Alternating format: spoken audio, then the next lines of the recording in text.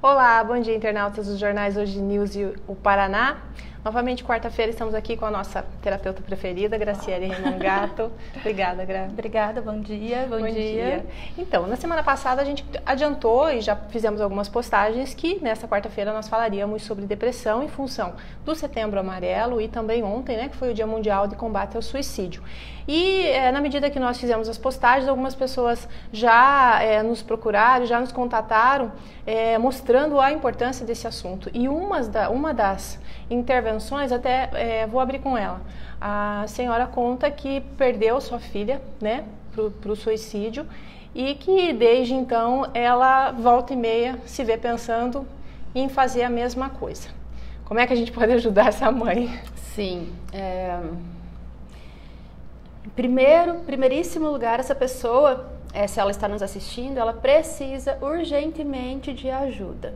Por quê?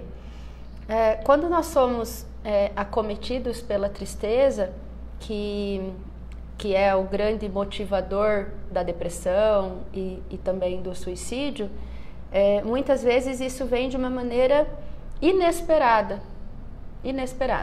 Então, nos primeiros sintomas de tristeza, de pensamento de que morrer talvez seria melhor e que a vida é muito pesada diante da circunstância experimentada e diante da experiência que ela teve, é imprescindível buscar ajuda. E nós precisamos nos conscientizar, todas as pessoas precisam se conscientizar que sim, que pode se pedir ajuda. Então tem uma parte nossa que diz, não, você não pode, ou você não merece, ou, e se retrai ao invés de solicitar. E um dos movimentos para a vida é solicitar aquilo que a gente precisa. Quando a gente pensa no primeiro movimento da vida, a gente pode pensar num bebê que acabou de nascer. E o primeiro movimento para a vida desse bebê é um movimento ativo em relação àquilo que ele precisa para sobreviver, que é se nutrir no seio da mãe. Então, é um movimento ativo em direção à vida. E ele vai, a partir do sugar, ele está pedindo aquilo que é necessário. Então, por favor, no primeiro sinal de tristeza, de melancolia, e que você percebe que está indo para um lugar, né, escuro, obscuro, peça ajuda para qualquer pessoa ou para alguém que você sabe que possa ajudar. Às vezes é necessário diretamente uma intervenção a partir de um psiquiatra, porque quando nós estamos sequestrados pela nuance da morte, pela tristeza profunda, é necessário uma intervenção medicamentosa para dar uma estabilidade para a pessoa poder olhar literalmente para aquilo que está causando a dor, está causando a tristeza. Então, e assim, as pessoas têm dito, né, que a depressão é um mal do século. Algumas organizações têm trazido números assim assustadores. Sim. Que isso só tende a crescer. No Brasil isso é uma realidade, é o segundo país com maior número de depressões, de pessoas depressivas, né? E por que ainda tem tanto tabu? Por que é tão difícil falar sobre depressão e suicídio? Justamente porque as pessoas estão numa nuance de tristeza que elas não conseguem pedir ajuda. Porque a pessoa que está na tristeza, a tristeza é um tipo de sentimento que ele tem uma vibração muito baixa. É uma vibração de permanecer neutralizado. Então a pessoa não tem um movimento de pedir ajuda porque está neutralizado por essa escuridão interna. E a tendência dela é ficar reclusa, é ficar escondida no quarto, embaixo das cobertas, não abre a janela. Ela vai ficar cada vez se protegendo mais, como se formando um casulo. Então, o que as pessoas que estão ao redor precisam entender? Não é frescura. Não é frescura. É preciso dar atenção para uma criança, um adolescente ou até mesmo um adulto ou um idoso que está nesse movimento de reclusão. É claro que tem as fases da vida, mas uma mãe sabe Uma mãe pode observar um filho. E se ela estiver envolvida com a própria tristeza, a tendência do filho é fazer pela mãe. O movimento de entrar numa tristeza profunda e até do suicídio é fazer por alguém ou seguir alguém que já morreu. Então, é preciso saber sobre o próprio sistema, é preciso saber sobre a própria história. Até essa pessoa que mandou a mensagem, onde tem morte na família dela, quem morreu, como foi. E o que a gente evita fazer? A gente evita olhar para aquilo que dói. E é ali que está a chave. Porque se eu não olhar para aquilo que é a verdade, uma morte de alguém, até um suicídio de alguém na família, então para se proteger, eu não olho, eu não quero sofrer, eu não quero entrar em contato com essa realidade e eu me fecho para isso. E nesse momento é como se eu estivesse excluindo a pessoa, a história, o fato, tudo. E isso é que gera um novo movimento. E assim, até bem pouco tempo, hoje o assunto tem ganhado os jornais, que até pouco tempo também não falavam sobre o assunto, mas até bem pouco tempo, suicídio era um assunto proibido nas famílias. Se alguém tivesse, né, um episódio desse, esse episódio era literalmente abafado. Escondido, é um segredo. E isso vem à tona. Isso, né? Então, quando a gente veste os óculos sistêmicos e a gente percebe a riqueza do conhecimento que o Bert Hellinger trouxe, o que acontece? As pessoas não tinham noção da consequência da exclusão de esconder um fato, como uma morte, ou um deficiente, ou algo que causou vergonha para a família. Então, todas as vezes que nós nos comportamos evitando de mostrar algo, nos envergonhamos de algo, ou mesmo não mostramos porque aquilo dói muito, nós estamos sim excluindo. Quando exclui, não importa por qual justificativa, nós temos uma consequência disfuncional para o sistema. O que significa isso? Uma pessoa da geração seguinte vai se fazer representar aquele fato ou aquela pessoa, mesmo pagando com a própria vida. Aí você pode falar, meu Deus, mas que horror, uma pessoa ingênua não, inocente, vai pagar por algo do passado. Aqui não se trata de certo e errado, de culpado e inocente, se trata de causa e consequência, causa e consequência. E todas as pessoas, absolutamente todas as pessoas, agem a partir daquilo que sabem, né? Então, se eu sei que uma exclusão tem uma consequência funesta, e até mesmo a morte, então eu vou começar a pensar onde eu valido o pertencimento e onde eu excluo.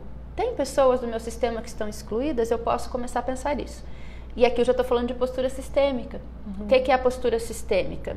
A gente se alimenta desse conhecimento, dessa filosofia aplicada que Bert Hellinger nos disponibilizou, que está muito disponível, e nós trazemos esse conhecimento para a vida real, fazendo o quê? Olhando para as pessoas, encarando aquilo que dói, resolvendo as próprias questões, permanecendo na vida. Quando eu excluo algo que dói, eu fico vinculado com aquilo que eu excluí e eu fico dividida entre a vida e a morte. E eu tenho propriedade para falar disso porque pessoalmente eu passei por uma tristeza profunda. E eu já experimentei uma nuance de pensar que talvez na vida fosse mais difícil do que na morte, que eu sentiria alívio se de repente eu morresse, né? Não cheguei a pensar em suicídio, mas era uma dualidade tão grande entre vir para a vida, acordar e sair de casa e trabalhar, e entre ficar e ir para a vida, entre permanecer e ficar reclusa e ir à vida. E isso aconteceu comigo depois de uma virose que eu tive. Então eu tive uma virose, eu fiquei uma semana com febre e os sintomas começaram a passar e a tristeza profunda permaneceu. E eu fiquei muito surpresa com aquilo, e foi justamente depois de um período, passou setembro, outubro, novembro, isso aconteceu em dezembro. E nesse período desses 3 meses anteriores, 3 pessoas que eu conhecia tinham cometido suicídio. E eu passei a me perguntar naqueles meses, o que faz uma pessoa tomar uma atitude dessa em relação à própria vida? E eu fiquei me perguntando porque, na verdade, eu não estava aceitando aquilo. E aí eu tive essa virose e entrei na tristeza profunda. E aí eu falei, entendi. Porque não tem controle. Quando eu entendi, eu saí daquele estado de tristeza. E sim, eu tive ajuda. Teve uma terapeuta que é uma preciosidade, uma amiga muito querida. E ela estava aqui no meu espaço naquele final de semana e nós constelamos. E essa minha tristeza profunda estava intimamente relacionada às mortes dos meus irmãos. Então eu já falei várias vezes, não sei se eu já falei aqui, eu sou a 7ª filha e os 4 antes de mim estão mortos. Então minha mãe teve gêmeos e teve um aborto e outro aborto e eu. E esses gêmeos, eles viveram, um faleceu com 16 anos com câncer e outro faleceu com 29 anos após uma cirurgia. Então foram perdas muito significativas na minha vida e uma parte de mim não concordava com aquela morte. Uma parte de mim queria ficar resistente e não sofrer com a perda. Eu queria entender intelectualmente. Quando eu quero entender intelectualmente, eu não vivi o luto, não vivi a dor, não vivi aquele momento de choro profundo mesmo pela perda. Então isso é muito importante para evitar esse movimento secundário, esse sintoma praticamente que é uma emoção secundária, que ela vem por não ter vivido a emoção primária, que é talvez a perda, que é a morte, que é um assassinato, que é um outro suicídio. Então eu não vivo a experiência, eu não elaboro aquele transe, aquela dor profunda, e ele fica guardado em mim. Vai chegar uma hora na vida que eu vou experimentar essa tal dessa tristeza profunda e eu vou mergulhar nisso. Se eu não encontrar ajuda, se eu não solicitar ajuda, é bem provável que essa tristeza vai te abraçar até você dar um jeito nela. E esse jeito geralmente é essa maneira assim, não é morrer, é deixar de viver. Deixar de viver, se entrega para a morte em vez de se entregar para a vida. E você falou bastante sobre tristeza. Qual que é a diferença da tristeza com a depressão? Então, no meu ponto de vista, o que leva à depressão é uma tristeza profunda, né? A depressão é uma escuridão, a alma está reclusa, a alma está escura. E então, no primeiro sintoma de tristeza, precisa já começar a buscar ajuda. Porque a gente se habitua a um estado de desconforto, a gente se habitua a um estado de vibração mais baixa, a gente se habitua com o cinza, digamos. E com o tempo isso vai se transformando numa depressão. E as dores profundas levam à depressão, as perdas não experienciadas, como eu falei, levam para a depressão, porque a pessoa não tem motivos para sorrir, porque ela está presa numa dor do passado, ou da própria história, isso precisa ser bem claro, ou das gerações passadas, porque quando a gente é concebido, quando a gente recebe a vida dos nossos pais, nós recebemos toda a história que contém no nosso sistema. Então, quando eu olho para trás, tem muitas histórias. A minha avó perdeu filhos por aborto e uma criança nasceu e logo morreu, um dos irmãos da minha mãe. Se eu olhar para a família do meu pai, uma das irmãs do meu pai morreu ao dar à luz e a criança também morreu.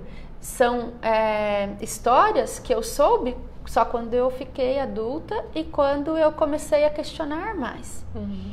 Não que eram escondidas, mas não eram faladas. Não era um assunto corriqueiro, não. Né?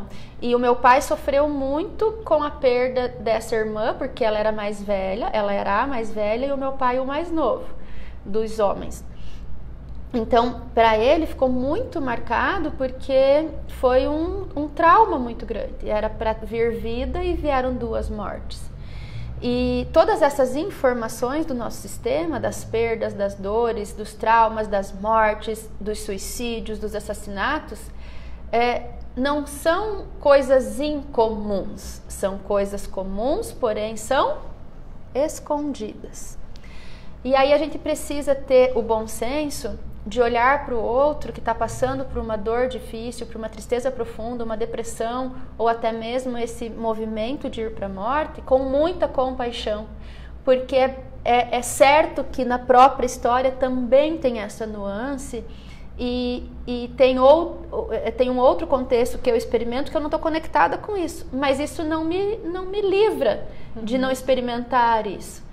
E quando nós olhamos para uma pessoa que está depressiva, em vez de julgar, é preciso olhar além do aparente, o que tem junto, o que essa tristeza quer dizer, qual é a informação da alma do outro que precisa ser vista e reconhecida.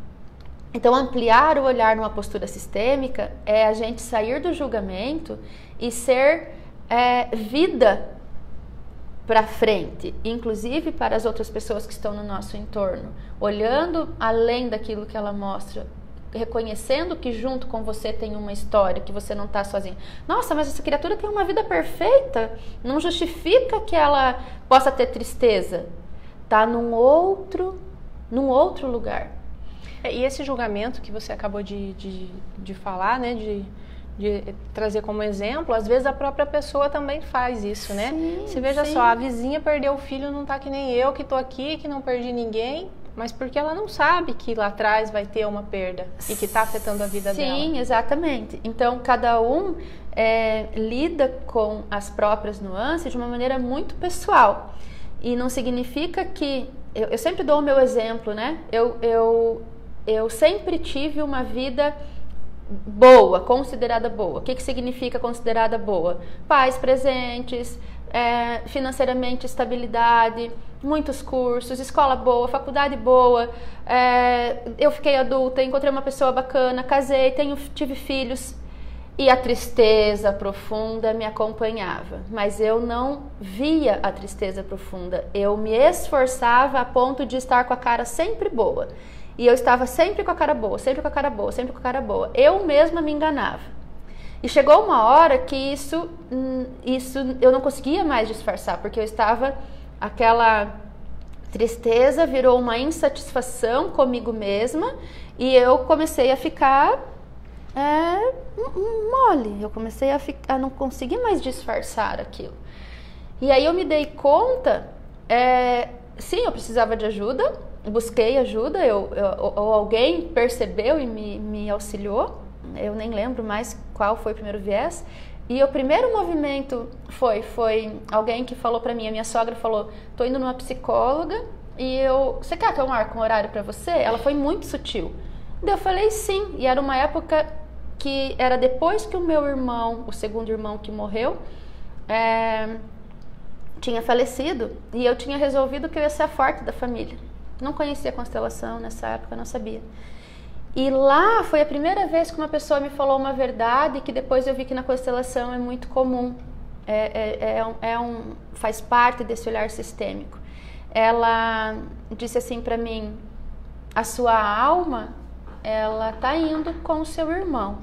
Ou você escolhe ficar na vida agora, ou você também vai morrer.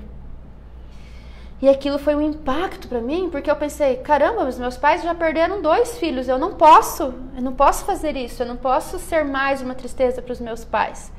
E é bem interessante que vocês podem observar, a bolinha do meu olho, mesmo que eu ficasse parada assim, ficava uma parte branca aparecendo, a bolinha do meu olho estava alterado, como a gente chama? A íris? A parte da bolinha tava para cima, tava fora do eixo. E aí aquilo foi um choque para mim, mas foi um choque que me acordou, porque eu não queria causar mais tristeza, bem pelo contrário, eu estava sendo forte porque na minha ideia eu estaria apoiando os meus pais, e pelo contrário, eu estava morrendo também. Então, fiquem atentos a isso. Fiquem atentos às pessoas que estão no seu entorno, fiquem atentos às pessoas que se fazem de muito fortes após um trauma, após uma perda, após um aborto. Outra situação que eu experimentei, que me acompanhou por muitos anos e que eu não entendia. Eu tive um aborto, eu tenho uma filha que vai fazer agora 14 anos, eu tive um aborto entre os dois e depois eu tive o Arthur. E eu simplesmente lidei com o aborto como algo que aconteceu, eu aceitei e virei a página. Eu já sabia a constelação. Eu já sabia desse olhar sistêmico, mas eu não elaborei a dor da perda do aborto. E não faz muito tempo, acho que foi ano passado, eu tive um sintoma muito forte, nada resolvia o sintoma. Eu fui no médico, fui no massagista, fui no microfisioterapeuta, eu fiz todas as intervenções que eu conhecia, menos constelação, porque eu achei que, como eu trabalho com isso, eu deveria encontrar um outro recurso. E não passava, e uma amiga que é consteladora falou, vamos olhar para isso? E eu meio que na resistência falei, vamos. A minha dor, era uma dor profunda nessa parte aqui do corpo, e logo se mostrou o aborto. E se mostrou tanto que aquilo precisava ser visto, tanto que aquilo precisava ser chorado, tanto que aquilo precisava ser integrado. Eu passei 6 meses com dor nessa região, logo em cima da crista ilíaca. E no dia da constelação eu tive um pouco de dor ainda, no segundo dia bem leve, no terceiro dia eu não tive mais dor. Então, você diz assim, precisa chorar. Provavelmente quando aconteceu você chorou, você ficou triste, e aí a pessoa fala assim, não, mas eu já sofri, eu já chorei, mas como que a pessoa sabe que é o suficiente aquele sofrimento que ela teve naquele momento? A pessoa não sabe. Não sabe. Não. Por isso que precisa estar atento, porque na minha cabeça eu tinha elaborado, mas junto com a dor, com a tristeza, eu elaborei de uma forma mecânica. Eu elaborei como sim, a vida é assim, o que não se desenvolve, a natureza mesmo se encarrega. E foi isso que a médica falou pra mim. Então, quando eu aceito dessa maneira, eu estou também meio que violando a experiência de vida daquela concepção. Então, a partir da concepção é vida. E um aborto, tanto um aborto espontâneo quanto um aborto provocado, tem uma consequência drástica, funesta na vida das pessoas. Se as pessoas tivessem ideia da consequência que é um aborto, ninguém pensaria em fazer aborto. E quando esse aborto é espontâneo, ele também tem as consequências, mas é mais fácil de olhar e integrar. Porque uma mãe que está esperando um filho e perde de uma forma assim... sem intenção, né? Até sem querer, né? Sem a vontade dela. Vai sofrer muito com a perda e vai sim elaborar talvez o luto de uma forma, né? Eu não consegui fazer isso, mas é comum que as pessoas consigam. E quando é um aborto provocado, antes era o espontâneo, né? Quando é um aborto provocado, existe uma resistência de olhar. A alma da mãe sabe o que ela fez. Um aborto eu escolho te matar. E quando a gente traz essa frase, a pessoa leva um impacto, porque na hora, quem faz um aborto pensa em quem? Pensa em si mesmo, pensa nas consequências, pensa na vida, pensa em qualquer coisa, menos que tá matando alguém. Ah, mas é só tá nas primeiras semanas. Concebeu, é vida. Abortou, interrompeu a vida, é morte. Eu escolho por alguém. Entende? Então a consequência é muito séria, é muito dolorido olhar. Quando tem uma história dessa no sistema, por exemplo, se a mãe cometeu um aborto, nunca foi visto, o filho pode estar na tristeza profunda e com tendência a suicídio para seguir o aborto na morte. para seguir quem foi morto na morte. Os instintos de assassinos também eles vêm a partir dessas violações. Então vem um instinto, nossa, a pessoa era uma pessoa tão boa e matou alguém. Por quê? O instinto e a lealdade é maior do que a consciência. Quando vem a tristeza profunda, eu tenho até uma história que eu li essa semana, tem tantas, né, histórias sobre agora o suicídio por causa do Setembro Amarelo, e uma pessoa relata que ela recebeu um telefonema no final do domingo dizendo que o pai dela tinha morrido, e ela foi até a cidade do pai, e quando ela chegou na casa do pai, a irmã falou, como ele pôde fazer isso com a gente?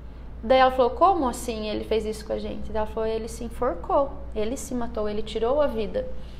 E o detalhe é que naquele mesmo domingo, a família estava reunida na hora do almoço e todos almoçaram juntos. E estava tudo bem. Estava tudo bem. E do almoço para a tarde e para o final da tarde, algo arrebatou esse homem e ele cometeu o suicídio. Aí a pessoa conhecia as constelações, ela foi verificar, né, com a constelação, porque ela não estava entendendo e ela estava sofrendo muito. E 2 irmãos desse homem já tinham cometido suicídio e 3 homens das gerações anteriores também tinham cometido suicídio.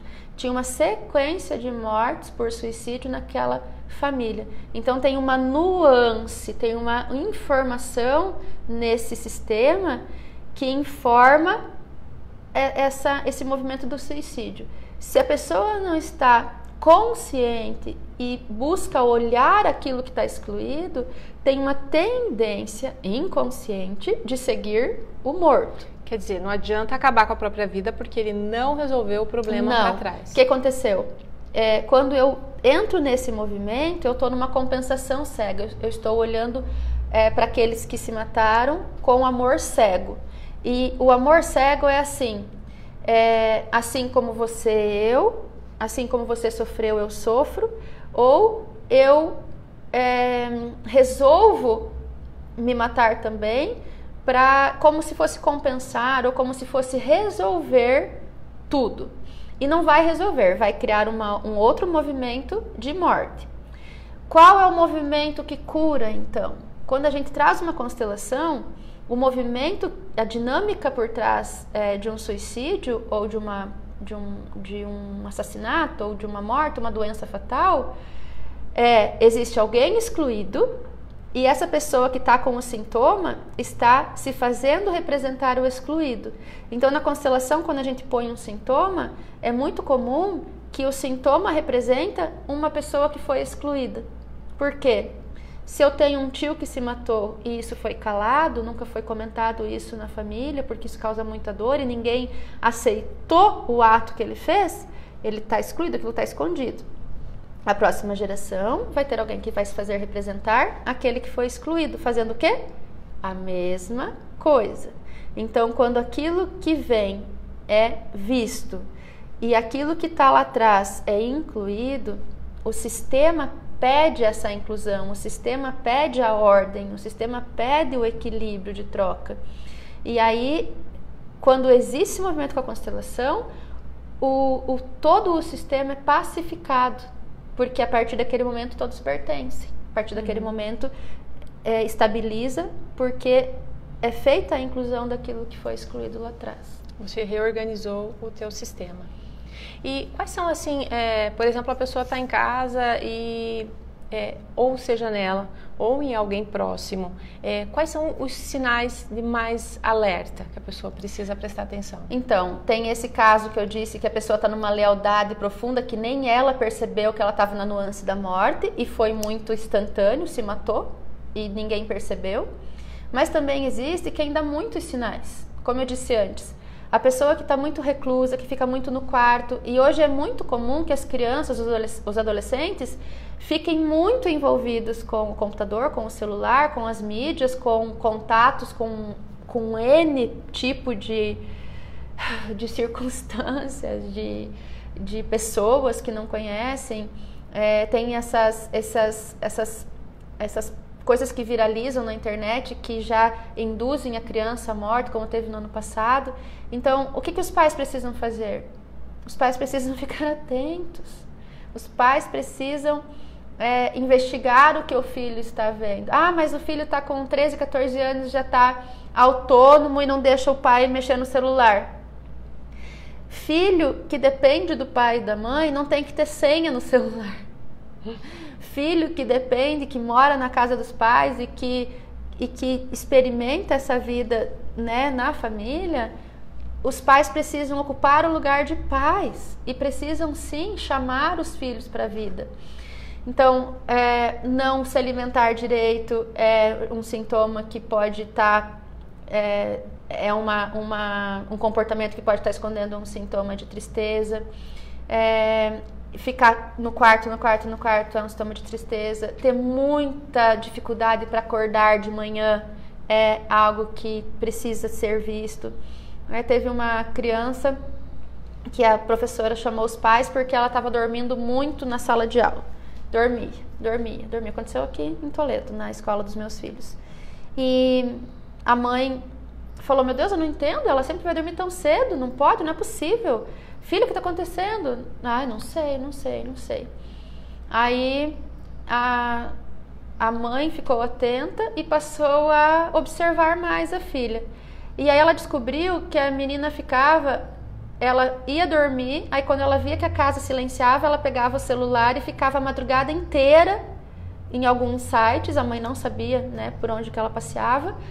E aí, de manhã cedo, ela não conseguia, ela acordava, ia para a escola, mas chegava na escola, não conseguia permanecer acordada. Por quê?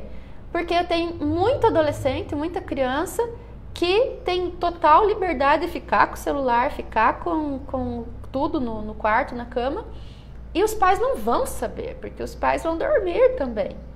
Né? Eu mesma já peguei meu filho com o computador embaixo da coberta, querendo assistir um filme mesmo depois que ele já tinha ido dormir. Então, eu conversei com ele, eu tive uma conversa bem clara e falei, não, isso não é permitido aqui em casa. Tem que ter os limites, Tem que ter o limite. Aí eu tô livre disso? Não, eu preciso permanecer atenta. Eu preciso permanecer atenta. Todos os pais precisam permanecer. E às vezes nós estamos tão ocupados com os nossos próprios transes que a gente não se permite nem chegar muito perto das crianças.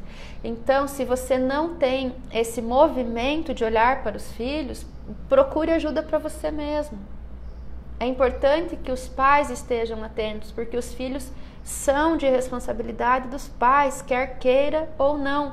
E eles sempre vão fazer algo por amor aos pais ou por amor ao sistema. Ai, mas agora a culpa é minha que meu filho está depressivo? Não, aqui não tem culpa, não tem inocência, não tem certo e errado. A partir do conhecimento, a gente pode começar a ampliar o olhar e tomar novas atitudes. Então, voltando para aquela pessoa que mandou a pergunta, procure ajuda agora. A sua vida, ela é fundamental. Você merece estar vivo e você merece olhar com respeito para o destino da filha também.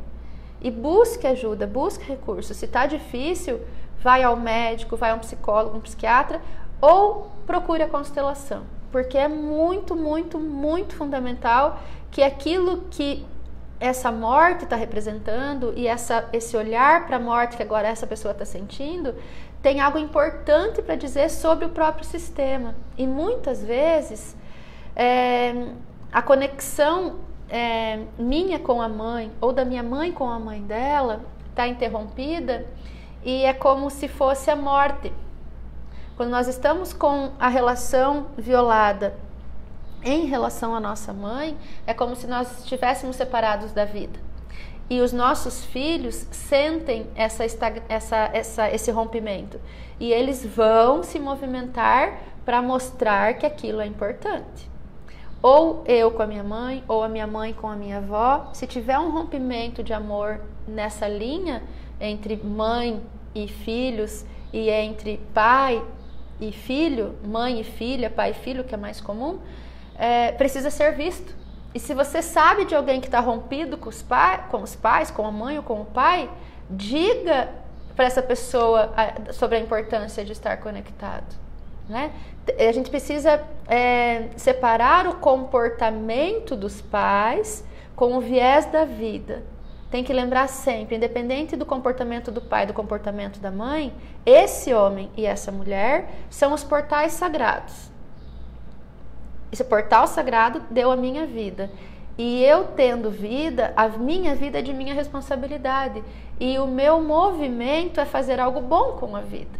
E eu só vou conseguir fazer algo bom com a vida, sentir felicidade, sucesso e saúde, se eu honrar da onde eu vim, que é esse portal sagrado, que é esse homem e essa mulher.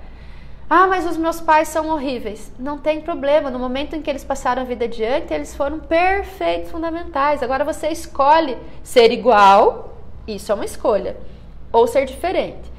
E a gente só consegue ser diferente se a gente olhar para aquilo que eles são com respeito. E voltando, né, que você já falou várias vezes, esse olhar, esse aceitar, não significa conviver junto, né? Não. Se tem problema, né, de convivência, de relacionamento... Qual é a distância segura para a minha experiência de vida? E essa distância segura, ela precisa ser definida com bom senso e com respeito. Então, nada justifica a exclusão dos pais, nada. Se uma pessoa me fala assim, o meu pai é um desgraçado, então você concorda que eu posso ficar distanciado dele porque ele é perigoso? Eu nunca vou concordar com isso sem olhar para o contexto da constelação, pelo movimento fenomenológico, porque seria uma audácia eu julgar o comportamento do pai. Nada pode ser dito intelectualmente quando se trata de um contexto disfuncional. Precisa trazer para esse campo. A única coisa que eu posso fazer é, a partir do conhecimento, ampliar o meu olhar e diminuir as violações pelo conhecimento. Então, o que é isso? Eu começo a validar mais o pertencimento, eu começo mais a validar a hierarquia e a ordem. Aonde que eu faço isso? Dentro da minha casa, com meu marido, com os meus filhos, lá na casa dos meus pais. Os pais são grandes, eu sou pequena, eu preciso olhar com respeito, eu não vou ficar mandando nos meus pais mais. Eu fazia isso e todo mundo faz. Mas a gente precisa aprender, pelo conhecimento, a se colocar no próprio lugar. Onde mais? Como que eu lido com a hierarquia no meu lugar de trabalho? Se eu trabalho numa empresa tem hierarquia. Eu preciso funcionar a partir do meu lugar. Se lá na empresa eu tenho uma dificuldade de permanecer no meu lugar, é bem provável que eu só estou representando a violação do sistema onde eu pertenço por primeiro. A violação está lá na família de origem. Então, eu sempre faço uma conexão entre a estabilidade que eu tenho na família de origem, vai se mostrar nas outras áreas. Em todas as áreas. Em todas as áreas. A tristeza também. A depressão também, o olhar para a morte também.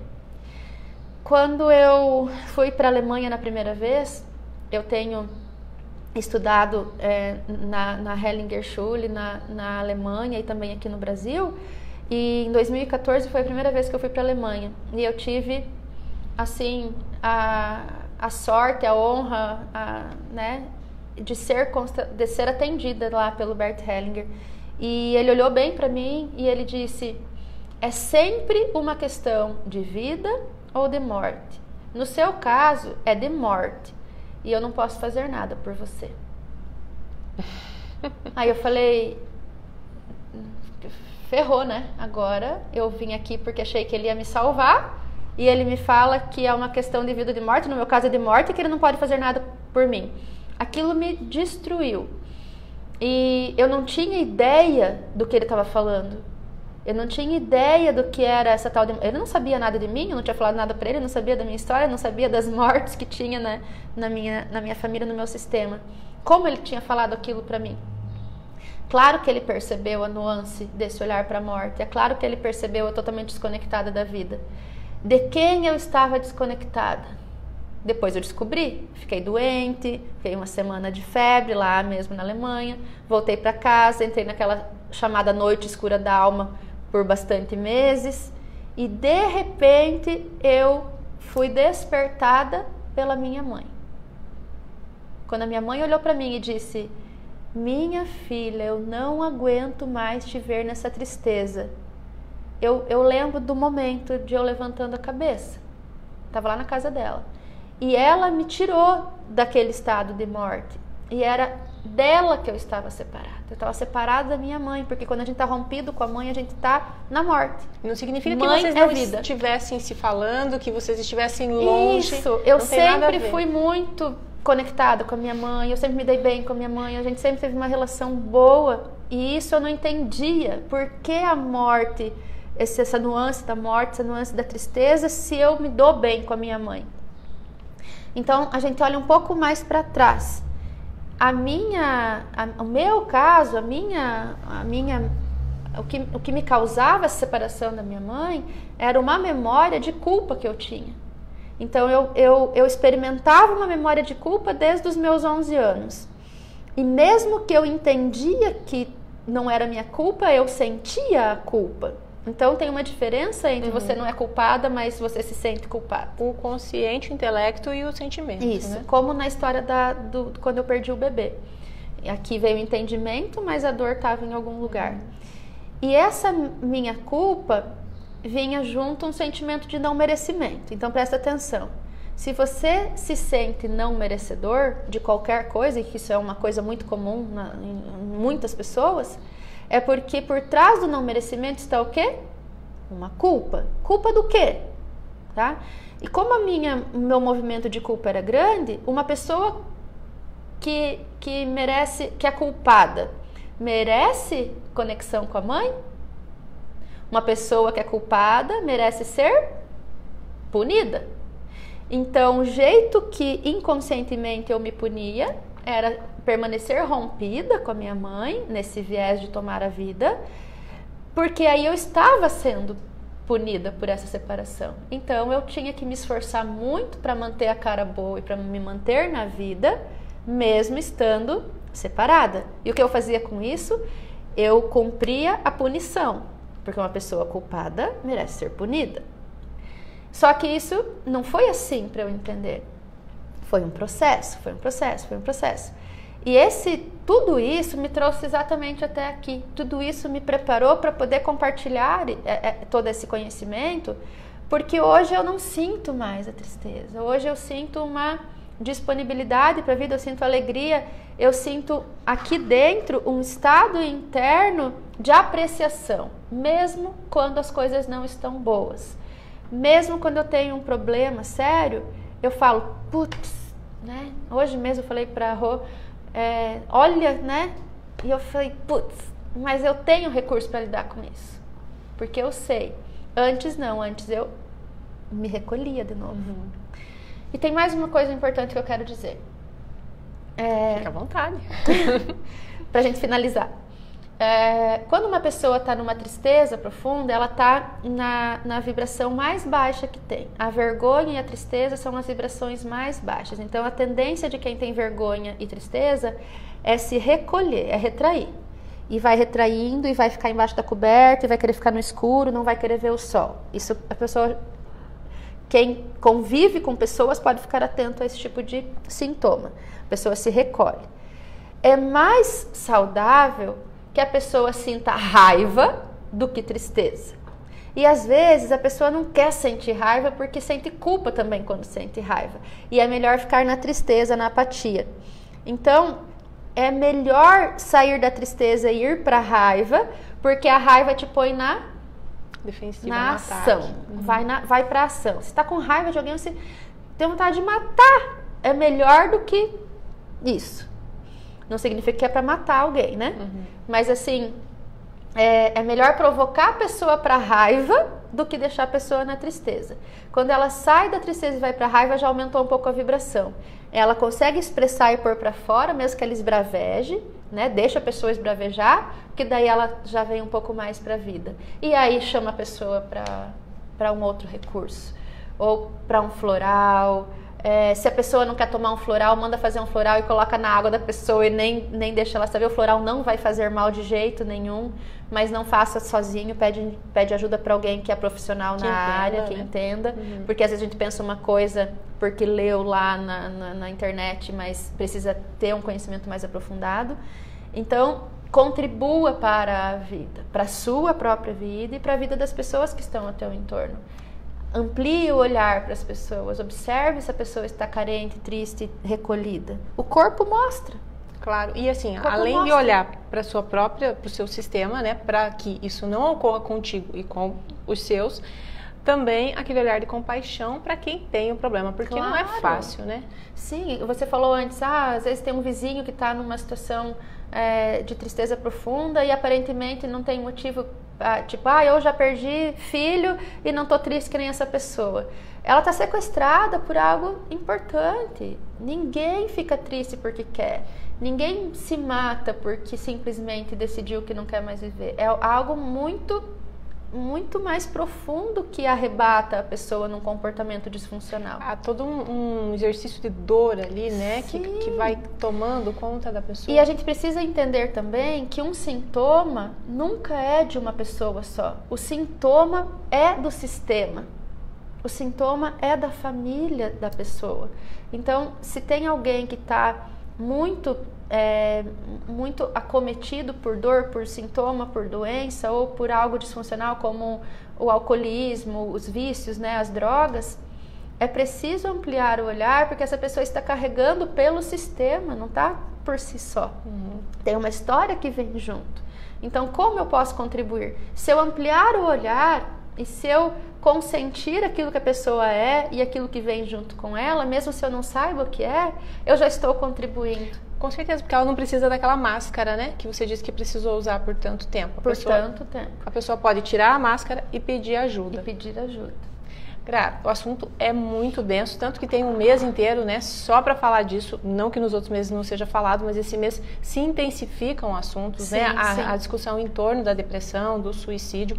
A gente acabou não falando sobre a automutilação, que é um sintoma muito sério, mas assim, a gente vai voltar para esse assunto, a gente vai voltar para esse tema.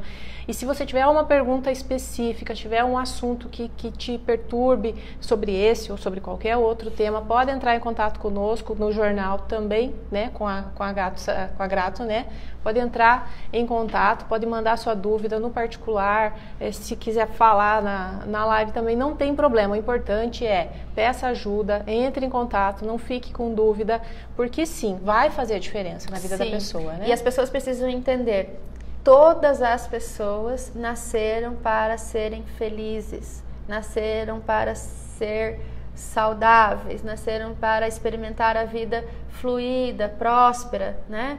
Então, cada pessoa que tem vida tem essa potencialidade inserida nela. Só precisa se abrir para isso. Então, procure ajuda, procure os recursos, o conhecimento está a um clique do dedo, entre em contato, né? E a gente está disponível para qualquer solicitação. Então, muito obrigada. É um prazer falar contigo. Obrigada pela aula, pelo conhecimento. Gente, até semana que vem.